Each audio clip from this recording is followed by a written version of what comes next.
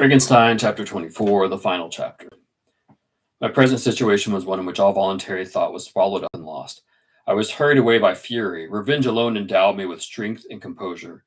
It molded my feelings and allowed me to calculating and calm at periods when otherwise delirium or death would have been my portion.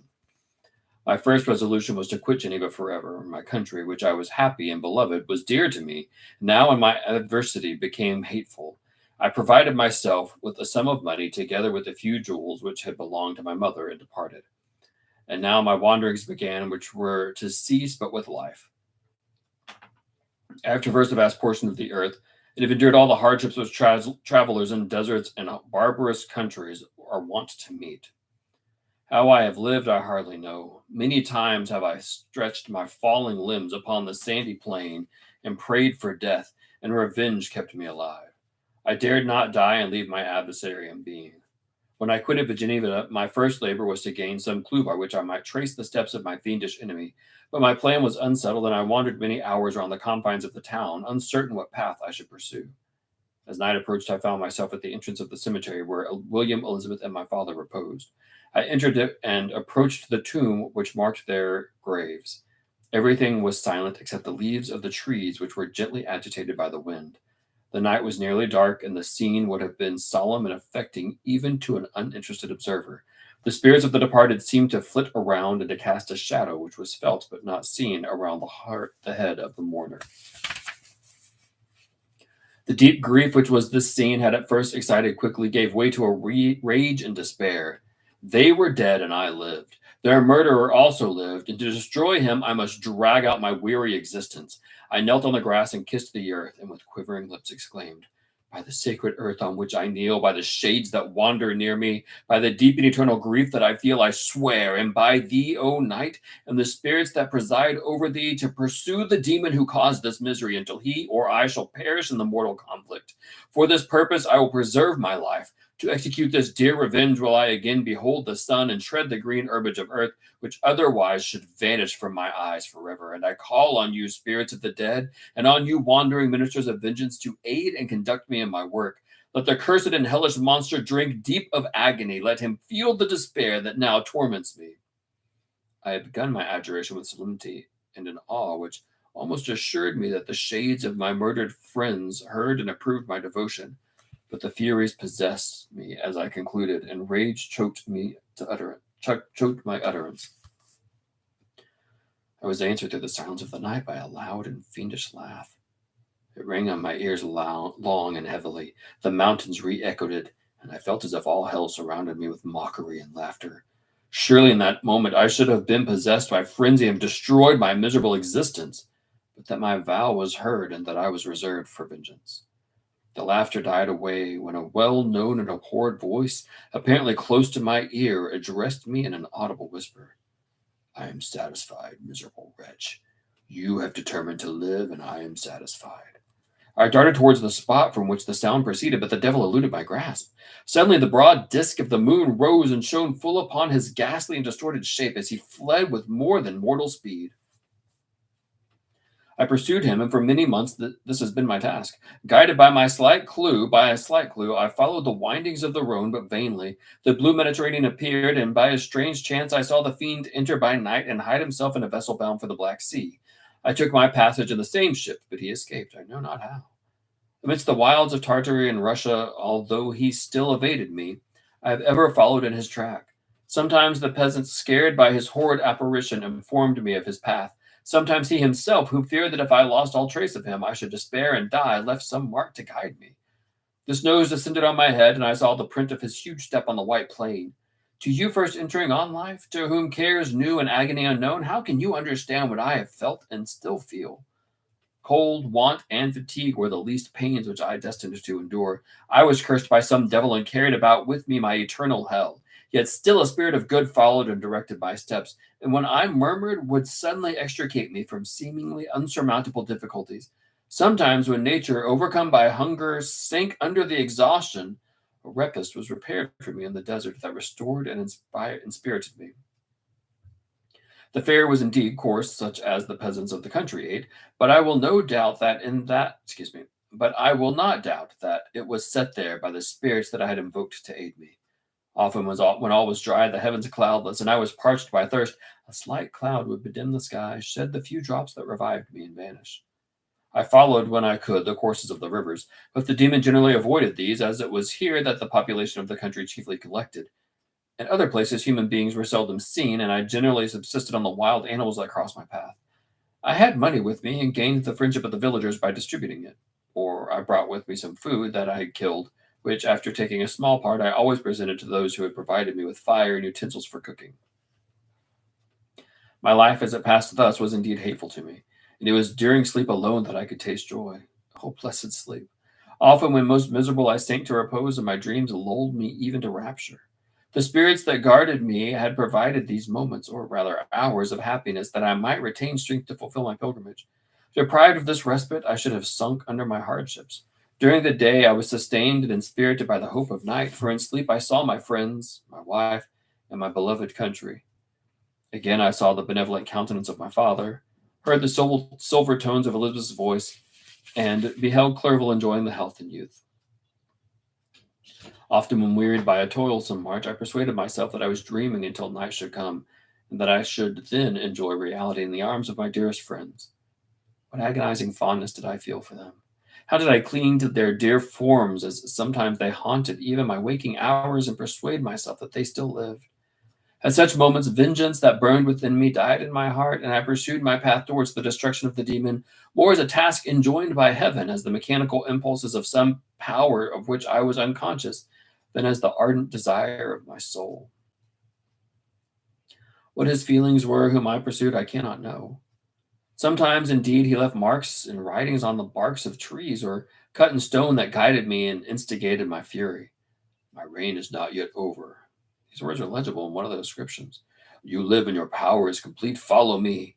I seek the everlasting ices of the north, where you will feel the misery of cold and frost to which I am impassive. You will find near this place, if you follow not too tardily, a dead hare. Eat and be refreshed. Come on, my enemy. We have yet to wrestle for our lives. But many hard and miserable hours must you endure until that period shall arrive. Scoffing devil, again do I vow vengeance. Again do I devote thee, miserable fiend, to torture and death. Never will I give up my search until he or I perish. And then with what ecstasy shall I join my Elizabeth and my departed friends, who even now prepare for me the reward of my tedious toil and horrible pilgrimage. As I still pursued my journey to the northward, the snows thickened and the cold increased in a degree almost too severe to support. The peasants were shut up in their hovels, and only a few of the most hardy ventured forth to seize the animals whom starvation had forced from their hiding places to seek for prey. The rivers were covered with ice, and no fish could be procured, and thus I was cut off from my chief article of maintenance. The triumph of my enemy increased with the difficulty of my labors. One inscription that he left was in these words: Prepare, your toils only begin. Wrap yourselves in fur and provide food, for we shall soon enter upon a journey where your sufferings will satisfy my everlasting hatred. My courage and perseverance were invigorated by these scoffing words. I resolved not to fail in my purpose, and calling on heaven to support me, I continued with unabated fervor to traverse immense deserts until the ocean appeared at a distance and formed the utmost boundary of the horizons. Oh, how unlike it was to the blue seasons of the south! Covered with ice, it was only to be distinguished from land by its superior wildness and ruggedness. The Greeks wept for joy when they beheld the Mediterranean from the hills of Asia, and hailed with rapture the boundary of their toils. I did not weep, but I knelt down and with a full heart thanked my guiding spirits for conducting me to safety to the place where I hoped, notwithstanding my adversary's jibe, to meet and grapple with him. Some weeks before this period, I had procured a sledge and dogs, and thus traversed the snows with inconceivable speed.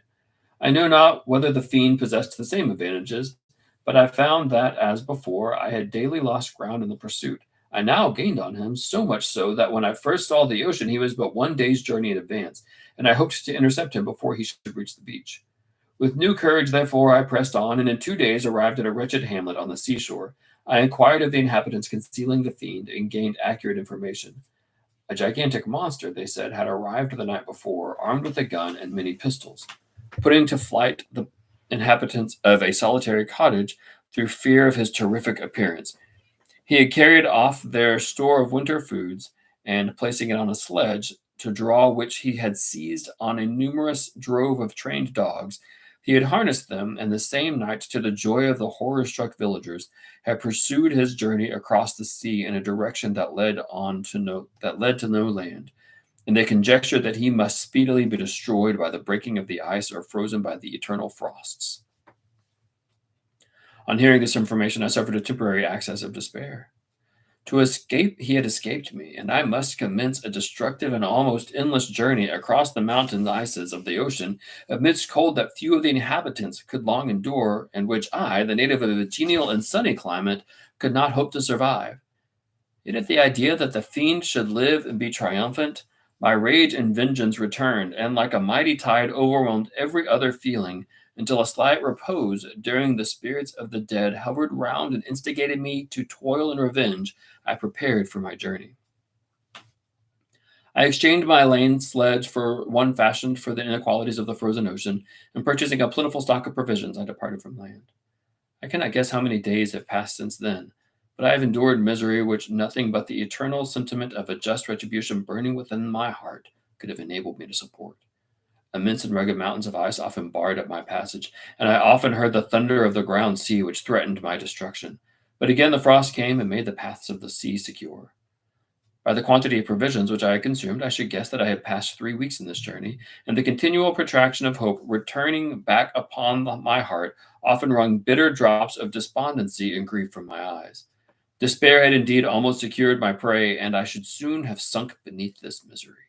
Once, after the poor animals that conveyed me had with incredible toil gained the summit of a sloping ice mountain, and one sinking under his fatigue died, I viewed the expanse before me with anguish, and suddenly my eye caught a dark speck upon the dusky plain.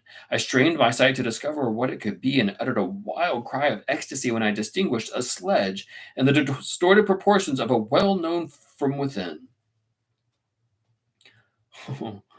With what a burning gush did hope revisit my heart! Warm tears filled my eyes, which I hastily wiped away, that they might not intercept the view I had of the demon. But still my sight was dimmed by the burning drops, until, giving way to the emotions that oppressed me, I wept aloud. But this was not the time for delay.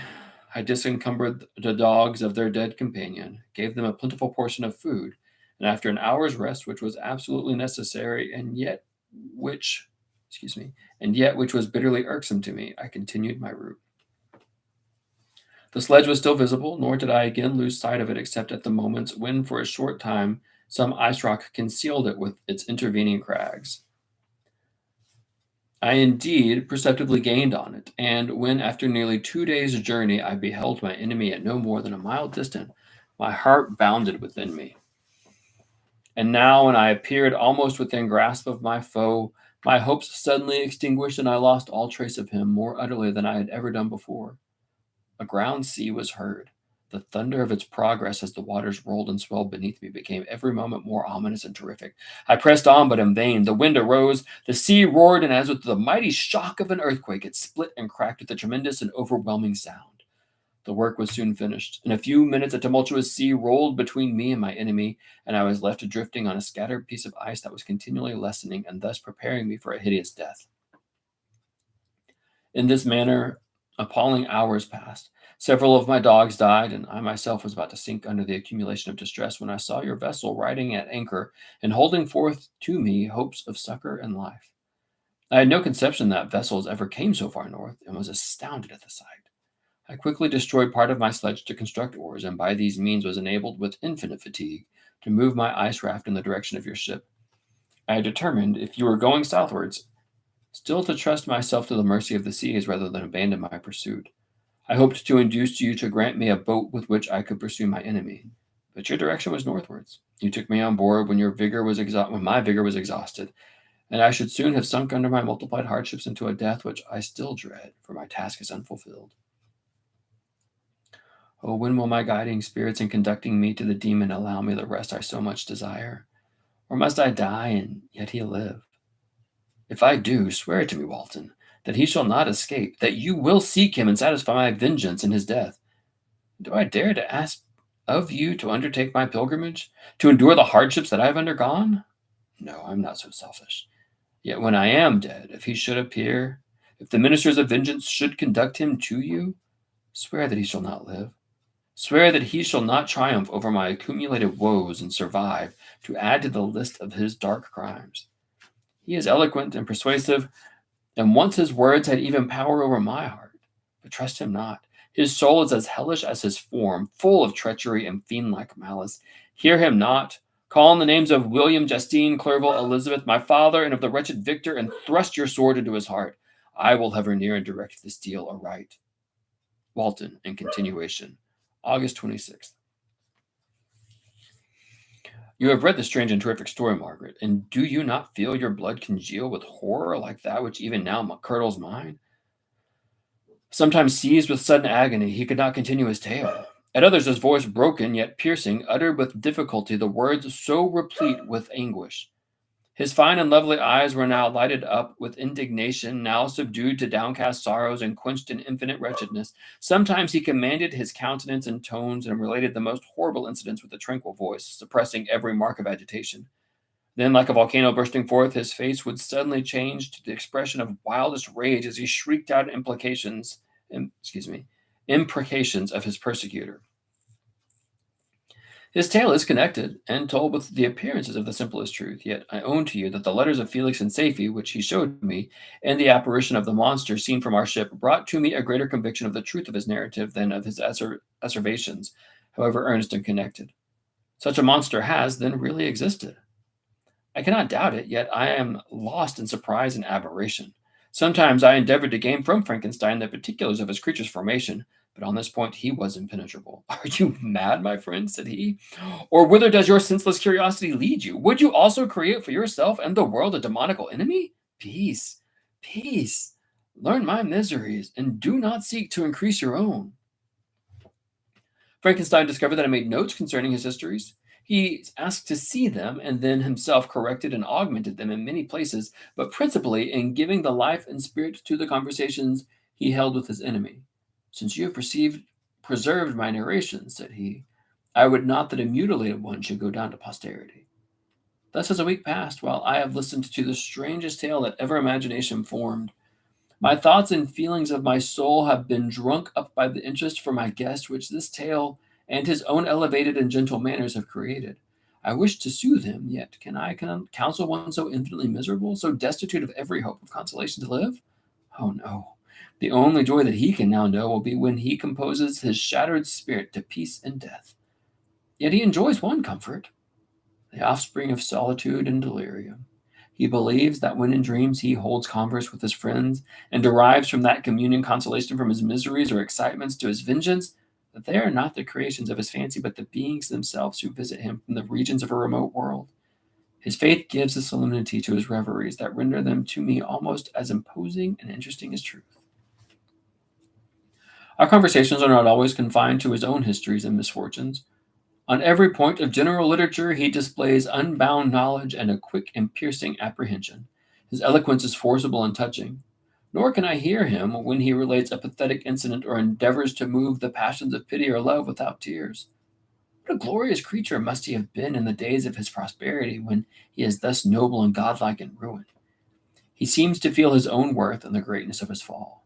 When younger, said he, I believed myself destined for some great enterprise. My feelings are profound, but I possessed a coolness of judgment that fitted me for illustrious achievements. The sentiment of the worth of my nature supported me when others would have been oppressed, for I deemed it criminal to throw away in useless grief those talents that might be useful to my fellow creatures.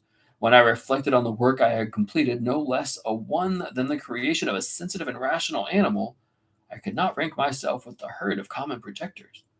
But this thought which supported me in the commencement of my career now serves only to plunge me lower in the dust.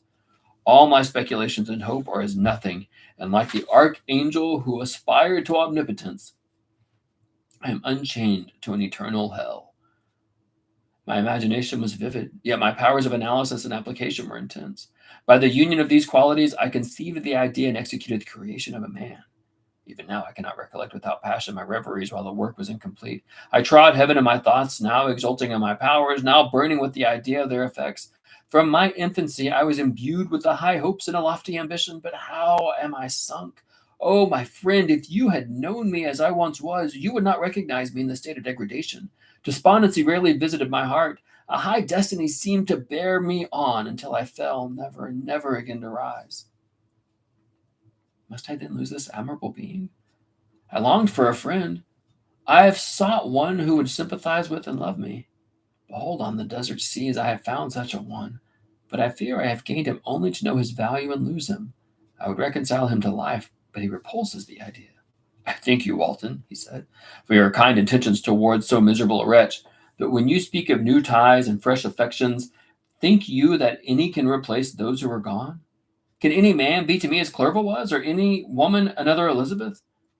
Even where the affections are not strongly moved by any superior excellence, the companions of your childhood always possess a certain power over our minds which can hardly any later friend can obtain.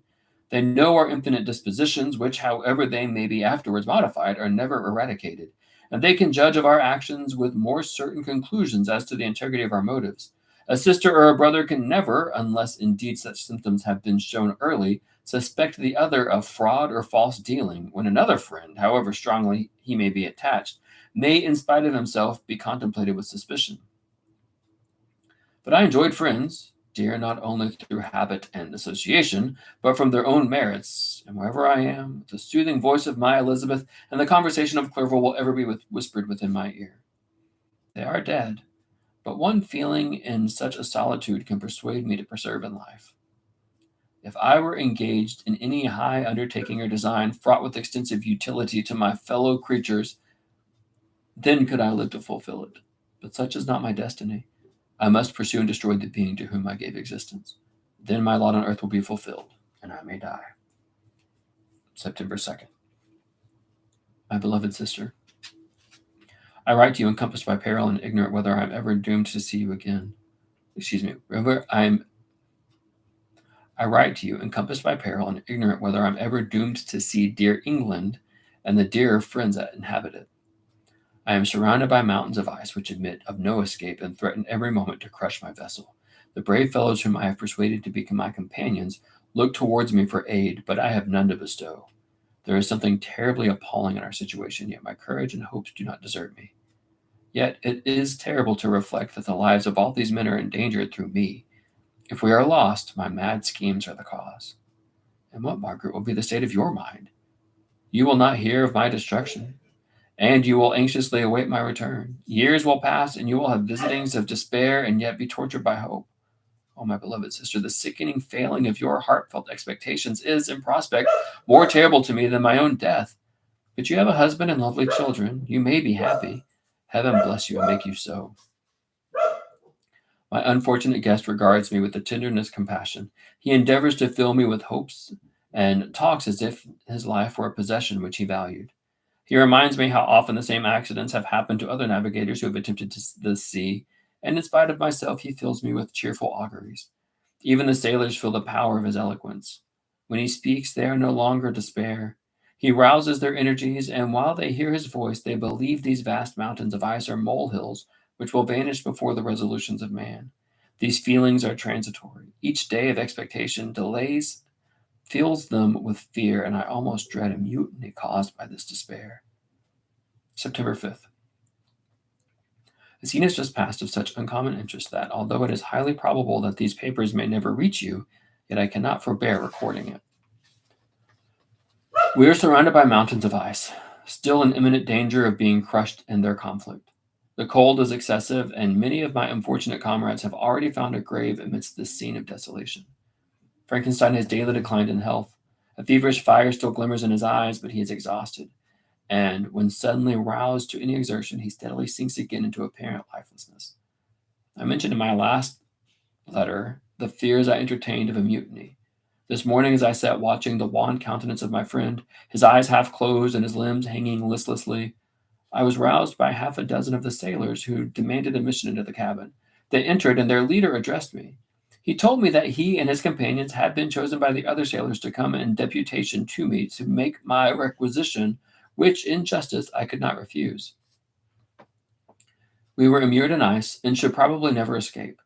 But they feared that if, as was possible, the ice should dissipate and a free passage be opened, I should be rash enough to continue my voyage and lead them into fresh dangers after they might happily have surmounted this. They insisted, therefore, that I should engage with a solemn promise that if the vessel should be freed, I would instantly direct my course southwards.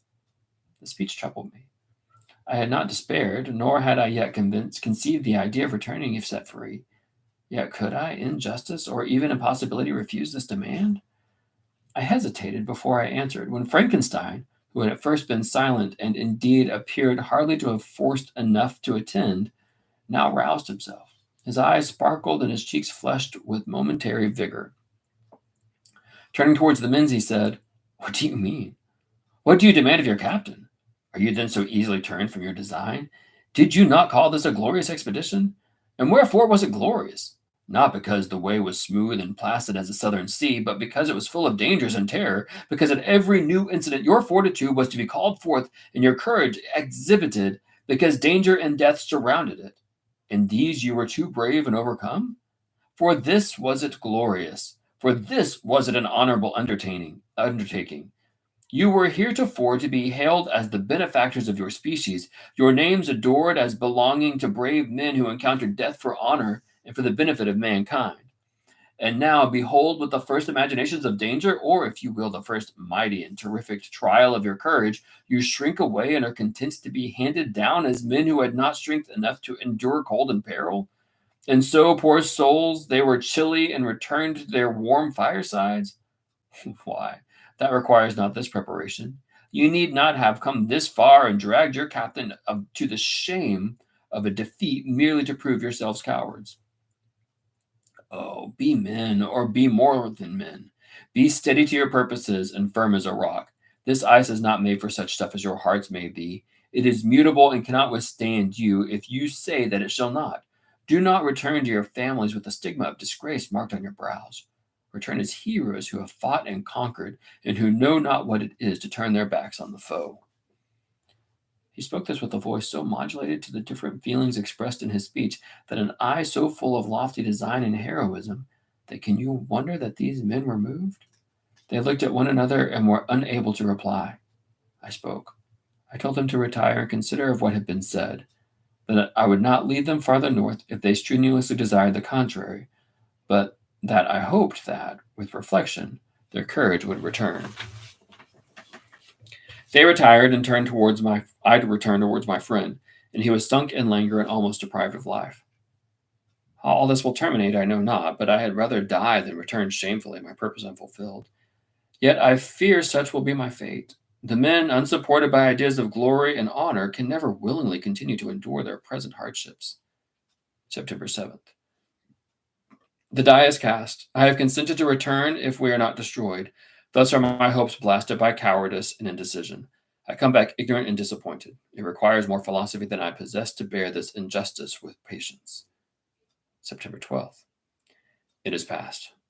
I am returning to England. I have lost my hopes of utility and glory.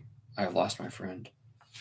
But I will endeavor to detail these bitter circumstances to you, my dear sister, and while I am wafted towards England and towards you, I will not despond. September 9th, the ice began to move, and roarings like thunder were heard at a distance as the island split and cracked in every direction. We were in the most imminent peril, but as we could only remain passive, my chief attention was occupied by my unfortunate guest, whose illness increased in such a degree that he was entirely confined to his bed. The ice cracked behind us and was driven with force towards the north. A breeze sprang from the west, and on the 11th the passage towards the south became perfectly free. When the sailors saw this and their return to their native country was apparently assured, a shout of tumultuous joy broke from them, loud and long continued. Frankenstein, who was dozing, awoke and asked the cause of the tumult. They shout, I said, because they will soon return to England. Do you then really return? Alas, yes, I cannot withstand their demands. I cannot lead them unwillingly to danger, and I must return. Do so, if you will, but I will not. You may give up your purpose, but mine is assigned to me by heaven, and I dare not. I am weak, but surely the spirits who assist my vengeance will endow me with sufficient strength. Saying this, he endeavored to spring from the bed, but the exertion was too great for him. He fell back and fainted. It was long before he was restored, and I often thought that life was entirely extinct. At length he opened his eyes. He breathed with difficulty and was unable to speak. The surgeon gave him a composing draught and ordered us to leave him undisturbed. In the meantime, he told me that my friend had certainly not many hours to live. His sentence was pronounced, and I could only grieve and be patient. I sat by his bed watching him. His eyes were closed, and I thought he slept. But presently he called to me in a feeble voice, and bidding me come near, said, "Alas, the strength I relied on is gone. I feel that I shall soon die," said he, "and my enemy and persecutor may still be in being. Think not, Walton, that in the last moment of my existence I feel that burning hatred and ardent desire of revenge I once expressed, but I feel myself justified in deserving death of my adversary. During these last days I have been occupied in examining my past conduct, nor do I find it blamable. In a fit of enthusiastic madness, I created a rational creature and was bound towards him to assure, as far as was in my power, his happiness and well-being. This was my duty. But there was another still paramount to that.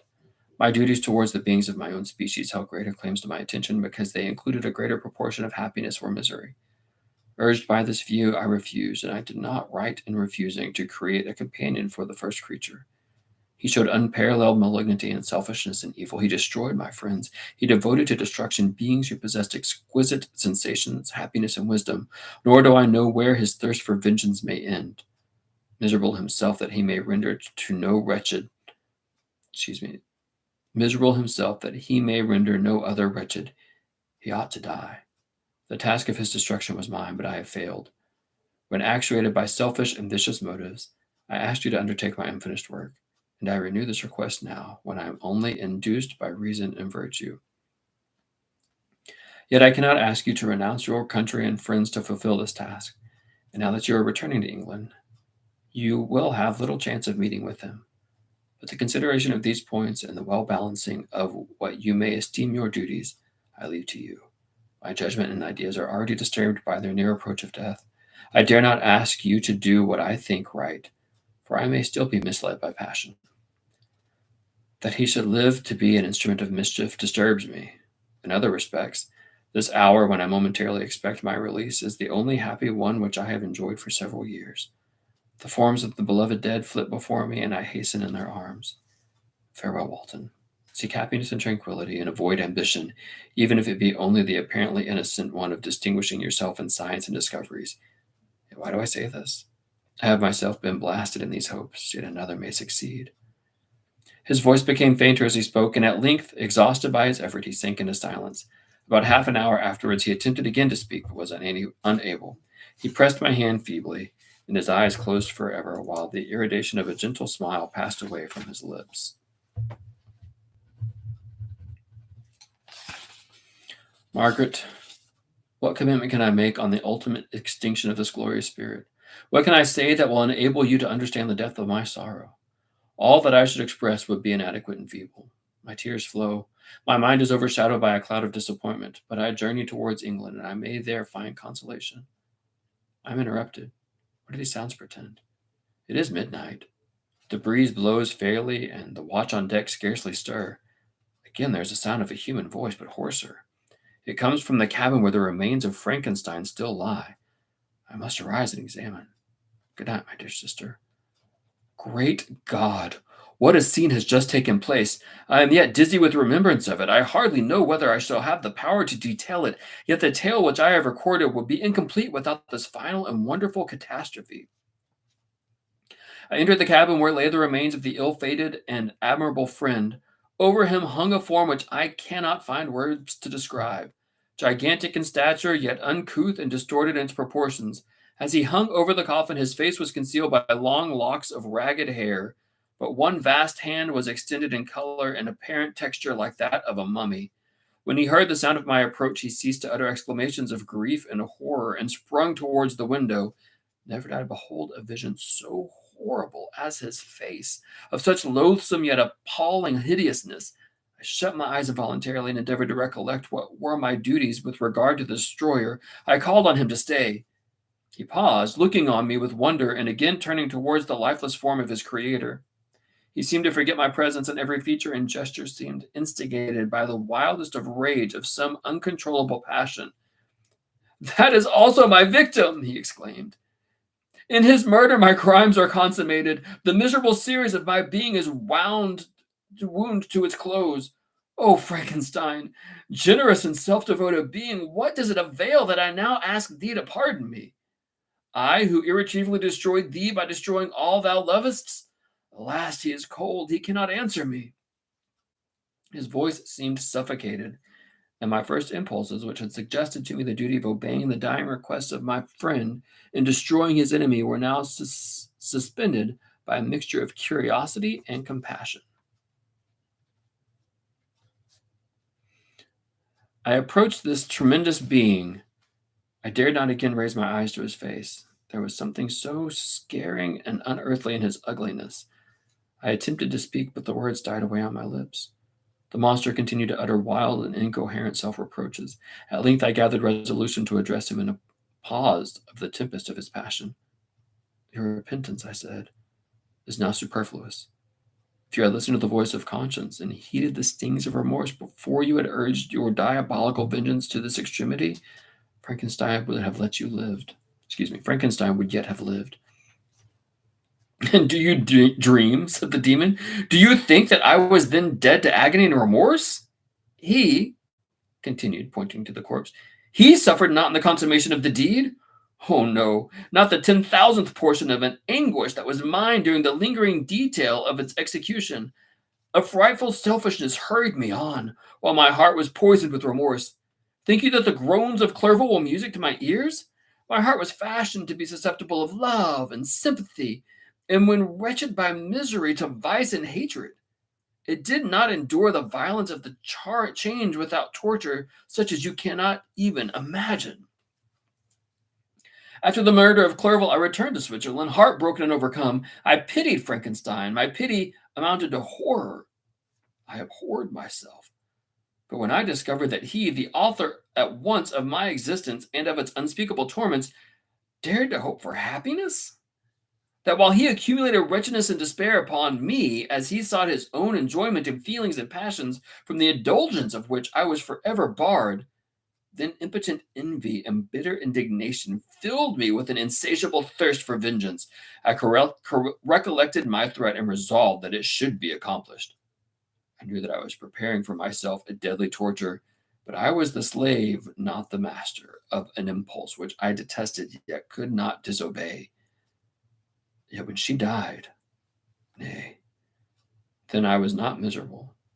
I had cast off all feeling, subdued all anguish, and riot to the excess of my despair. Evil thenceforth became my good. Urged this far, I had no choice but to adapt my nature to the element which I had willingly chosen. The completion of my demoniacal design became an insatiable passion. And now it is ended. There is my last victim. I was at first touched by the expressions of his misery. Yet when I called to mind what Frankenstein had said of his powers of eloquence and persuasion, and when I again cast my eyes on the lifeless form of my friend, indignation was rekindled within me. Wretch, I said, it is well that you come here to whine over the desolation that you have made. You throw a torch into a pile of buildings, and when they are consumed, you sit among the ruins and lament the fall? Hypocritical fiend! If he whom you mourn still lived, still would he be the object. Again would he become the prey of your accursed vengeance. It is not pity that you feel. You lament only because the victim of your malignity is withdrawn from your power. Oh, it is not thus. Not thus, interrupted the being. Yet such must be the impression conveyed to you by what appears to be the purport of my actions. Yet I seek not a fellow feeling in my misery. No sympathy may I ever find. When I first sought it, it was the love of virtue, the feeling of happiness, the affection with which my whole being overflowed that I wished to be participated. But now that that virtue has become to me a shadow, and that happiness and affection are turned into bitter loathing and despair, and what should I seek for sympathy? I am content to suffer alone while my suffering shall endure. When I die, I am well satisfied that abhorrence and opprobrium should load my memory. Once my fancy was soothed with dreams of virtue, of fame, and of enjoyment. Once I falsely hoped to meet with beings who, pardoning my outward form, would love me for the excellent qualities which I am capable of unfolding. I was nourished with high thoughts of honor and devotion, but now crime has degraded me and beneath the meanest animal. No guilt, no mischief, no malignity, no misery can be found comparable to mine. When I run over the frightful catalogue of my sins, I cannot believe that I am the same creature whose thoughts were once filled with sublime and transcendent visions of the beauty and the majesty of goodness. But it is even so. The fallen angel becomes a malignant devil. Yet even that enemy of God and man had friends and associates in his desolation. I am alone. You who call Frankenstein your friend seem to have a knowledge of my crimes and his misfortunes, but in the detail which he gave you of them, he could not sum up the hours and months of misery which I endured, wasting in impotent passions. For while I destroyed his hopes, I did not satisfy my own desires. They were forever ardent and craving. Still I desired love and friendship, and I was still spurned. Was there no justice in this? Am I to be thought the only criminal when all humankind sinned against me? Why do you not hate Felix, who drove his friend from his door with contumely? I don't know that word. Why do you not hate Felix, the criminal, who drove his friend from his door with contumely? Why do you not execrate the rustic who sought to destroy the savior of his child? Nay, these are virtuous and immaculate beings. I, the miserable and the abhorred, am in abortion, to be spurned at and kicked and trampled on. Even now my blood boils at the recollection of this injustice. But it is true that I am a wretch. I have murdered the lovely and the helpless. I have strangled the innocent as they slept and grasped to death his throat who never injured me or any other living being. I have devoted my Creator, the select specimen of all that is worthy of love and admiration among men, to misery. I have pursued him even to the intermediable ruin. There he lies, white and cold in death. You hate me, but your abhorrence cannot equal that with which I regard myself. I look on the hands which executed the deed. I think on the heart in which the imagination of it was conceived, and long for the moment when these hands will meet my eyes, when that imagination will haunt my thoughts no more. Fear not that I shall be the instrument of future mischief. My work is nearly complete. Neither yours nor man's death is indeed the series of my being and accomplish that which must be done. It requires my own. Do not think that I shall be slow to perform this sacrifice. I shall quit your vessel on the ice raft which brought me thither, and shall seek the most northern extremity of the globe.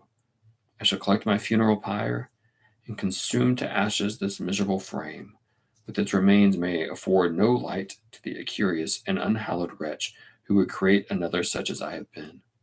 I shall die. I shall no longer feel the agonies which now consume me, or be the prey of feelings unsatisfied yet unquenched. He is dead who called me into being. When I shall be no more, the very remembrance of us both will speedily vanish. I shall no longer see the sun or stars or feel the winds play on my cheeks. Light, feeling, and sense will pass away, and in this condition I must find my happiness. Some years ago, when the images which the world affords first opened upon me, when I felt the cheering warmth of summer and heard the rustling of the leaves and the warbling of the birds, when these were all to me, I should have wept to die. Now it is my only consolation. Polluted by crimes and torn by the bitterest remorse, where can I find rest but in death? Farewell. I leave you, and in you the last of humankind whom these eyes will ever behold. Farewell, Frankenstein. If thou wert yet alive and yet cherished a desire of revenge against me, it would be better satiated in my life than in my destruction. But it was not so. Thou didst seek my extinction, that I might not cause greater wretchedness, and if yet, in some mode unknown to me, thou hadst not ceased to think and feel, thou wouldst not desire against me a vengeance greater than that which I feel. Blasted as thou wert, my agony was still superior to thine. For the bitter sting of remorse will not cease to rankle my wounds until death shall close them forever. But soon, he cried, with sad, solemn enthusiasm, I shall die, and what I now feel to be no longer felt. Soon these burning miseries will be extinct. I shall ascend my funeral pyre triumphantly and exult in the agony of the torturing flames. The light of that conflagration will fade away. My ashes will be swept into the sea by the winds. My spirit will sleep in peace, or if it thinks, it will not surely think thus. Farewell. He sprang from the cabin window as he said this, upon the ice raft which lay close to the vessel, and he was soon borne away by the waves and lost in darkness and distance.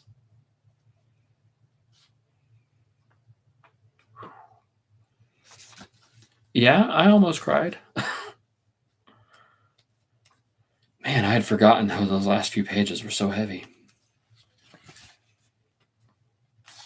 So, in looking at chapter 24, how the story unfolds, you have Victor Frankenstein in pursuit of the creature. He goes to the tomb where his wife and best friend and father are buried, and he cries out this vow to spirits to get revenge. And the creature is close enough to laugh and whisper in his ear. He goes in pursuit. This whole idea of the spirits speaking to him is a very romantic concept. This whole idea of a spirit world and the great beyond speaking to him. Another one of those romantic concepts, like I said. It's fascinating to me that the creature continued to leave messages and notes. And, he keeps talking about how these attending spirits were leaving him food and helping him on his journey. I genuinely believe that was the creature and not the spirits. But it's fascinating to me that Victor keeps describing the creature as evil, but Victor is the one who physically and emotionally and socially created this monster. Victor is the father. He is the creator. In essence, he abandoned his newborn child, who happened to be hideous and ugly and strong and in a giant's body, but was a baby, abandoned this child to the tortures of society. And then every chance he had, continued to hurt and abandoned this creature, this child, again and again and again. And yet Victor is the one who claims that the creature is evil and that the creature must be destroyed and that the creature is a demon and is hellish.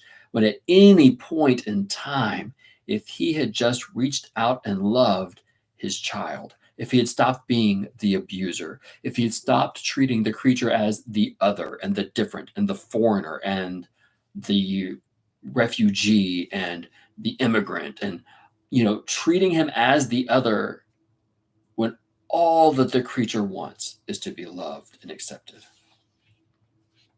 Soapbox, my apologies. No, not my apologies. That's part of what makes good literature relevant, is that even though this book was written almost 200 years ago, it still speaks to the struggles of society and man that we're facing today. There is a beautiful simile where he says, all my speculations and hopes are as nothing, and like the archangel who aspired to omnipotence, I am chained in an eternal hell. So beautiful simile there as as Victor compares himself to Satan chained in hell. And an analogy, an allusion, to Paradise Lost.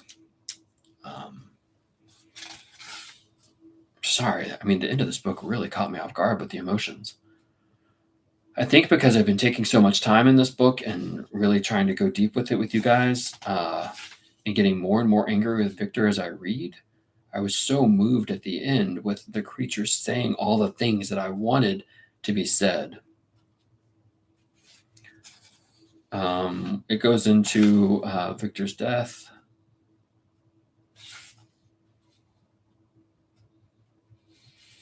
As Victor is, the description of Victor's death is so, I don't want to say beautiful, but so beautiful. For Mary Shelley to be able to describe loss and death so deeply is incredible. Thank you for those of you that are joining in on the chat, CZ and Eloise. It is such a beautiful book. As Walton is sailing home, And when you get to the point where Walton is sailing home to England, it's almost as though, well, dang it, he's not going to be able to fulfill the destiny. And now this creature is going to be left loose to terrorize the world. And he hears the sobbing next door, and he goes in and he sees the creature weeping over Victor's dead body. And he describes this creature as disgusting and horrid and hand like a mummy in this gigantic stature, uncouth and distorted in proportions, yet crying out in grief and horror. His face was loathsome, yet appalling in hideousness. Looking at the human condition, you have this creature who is a victim of abuse, a victim of neglect, a victim of societal abuse, not just parental abuse. And yet he's grieving over the death of his father. And that is a very, very vivid human experience of grieving over the people that have hurt us. I just think that's powerful, so deep. Mary Shelley had a life of grief and a life of challenge, even being born into a family which society rejected. I mean, her mom and dad were very, very famous writers, but her mom and dad were not going to get married. Mary Wollstonecraft was one of the early feminist writer who refused to take on what she considered to be the bondage of marriage, the chains of marriage, that society says you have to get married. Why should you have to follow these rules and let the man take over your life? But once she got pregnant, she decided in order to give her daughter the dignity that her daughter deserved, she needed to get married. And then ironically, Mary Wollstonecraft dies in childbirth. And so Mary Shelley is raised by William Godwin, who is kind of indifferent to his child and doesn't, give her the tender affections of a loving, doting parent. So does Mary Shelley relate to the creature in some of these ways? I don't know. Mary Shelley, who falls in love with a married man and marries a married man and then deals with the loss of some of her children. If I remember correctly, Percy Bysshe Shelley, I think it was Percy Bysshe Shelley's first wife, who he never divorced, threw herself into the river and killed herself. And at that point, Mary Shelley and Percy Bysshe Shelley were able to freely share their marriage with everybody. I mean, this is a woman who knows deep grief and knows deep pain and knows societal rejection. She and her husband were written about in the tabloids of the time as called incestuous and described. Their affair was all over Europe. Not to mention their friendship with Lord Byron. And some other people of ill repute of the time period. But anyways, I go on and on. Those last few pages of the creature's speech are just incredibly powerful, beautifully written. He says, "Once I falsely hoped to meet the beings who, pardoning my outward form, would love me for the excellent qualities which I am capable of unfolding. But it is even so the fallen angel becomes a malignant devil. Yet even the enemy of God and man had friends and associates in his desolation. I am alone. Even Satan in hell had the other fallen angels, but I am alone." So it's fascinating that Victor and the creature both compare themselves to Satan after the fall. Truly, just wanted to be loved. Was a creature of innocence and love and passion and hope. And after being again rejected and rejected and rejected. And I love that he calls out Felix and he calls out the man who he saved the young girl, and this man shot at him.